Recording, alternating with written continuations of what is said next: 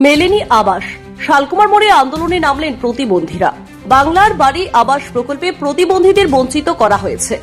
আলিপুরদুয়ার ১ নং ব্লকের ১১টি গ্রাম পঞ্চায়েত এলাকার অধিকাংশ প্রতিবন্ধীরাই সরকারি ঘর পাননি। তাই এবার আন্দোলনে নামলেন তারা। সোমবার শালকুমার হাটের বিভিন্ন এলাকার বাসিন্দারা শালকুমার মোড়ে চলে আসেন। সবার হাতে ছিল প্ল্যাকার্ড। প্রথমে রাস্তা অবরোধের কথা ছিল, তবে সেখানে তখন চলছে কেন্দ্রীয় বাহিনীর রুট মার্চ। তাই ছিল সোনাপুর ফাঁড়ির পুলিশ। পরে পুলিশের সঙ্গে আন্দোলনকারীদের কথা হয়, তাই পথ অবরোধ আর হয়নি। কিন্তু তারপর দুপুরে চলে আসে শালকুমার মোড়ে অবস্থান বিক্ষোভ। শালকুমার নাগরিক মঞ্চের উদ্যোগে এই আন্দোলন হয়। বিনা বর্ষক একজন দৃষ্টিহীন প্রতিবন্ধী।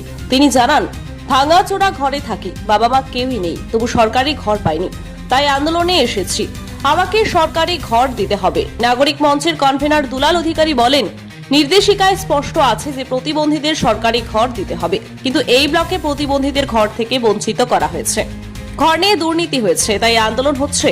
আগামীতে আরো বড় আন্দোলন হবে।